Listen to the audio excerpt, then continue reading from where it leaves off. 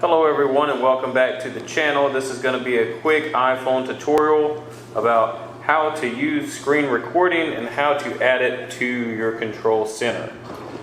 First, you want to go to settings,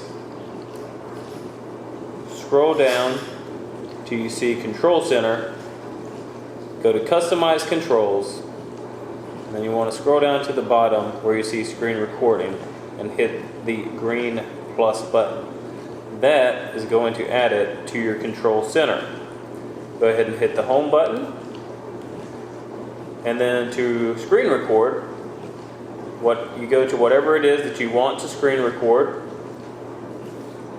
You scroll up to the control center. Down here at the bottom is the screen record button. Hit that button. It's going to count down, and you should see a red banner at the top letting you know that you are screen recording. So anything that you do now is going to be screen recorded. And then once you're finished, you scroll back up, hit the button again, it is going to stop and is going to save to your photos. Alright, I hope this video helped. If you did find it interesting and you'd like to see more tech tutorials like this, please let me know in the comments below. If you like the video, give it a thumbs up.